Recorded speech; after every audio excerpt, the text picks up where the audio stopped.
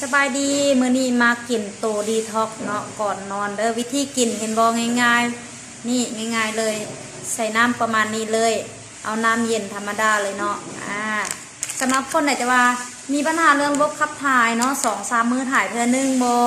ถ่ายยากถ่ายแข็งเนาะถ่ายบ่ออกแบบนี้บางคนก็ถ่ายออกเลือดแนะนำตัวนี้เลยเนาะมันจะเป็นโตขับล้างซ่านพิษ3 ตกข้างเนาะที่ลำไส้เฮาเนาะคนที่มักกินเหล้ากินเบียร์บหรือว่ากินอาหารของพิษเนาะของดองจะเป็นกะปิปลาแดกบหรือว่าของต่ำของดองนี่วิธีกินง่ายๆใส่น้ำประมาณนี้เลยเขย่าให้มันแตกแล้วก็กินหมดเลยเนาะซองหนึ่งใส่น้ำประมาณนี้อันนี้กล่องเลยเนาะกล่องหนึ่งมีอยู่12 ซองกินวันละ1 ซองวันละ1 ซองสำหรับคนมีปัญหาเรื่องโรคเรื่องพยาธิก็กินวันละ1 ซองได้เลยหรือคนแต่ว่าบ่ทายมาลายมือแบบนี้ทายยากทายบ่ออกเป็นลินสีดวงทวารบ่หรือว่าเป็นโรคกระเพาะบ่แบบนี้ก็จะมาสามารถกินได้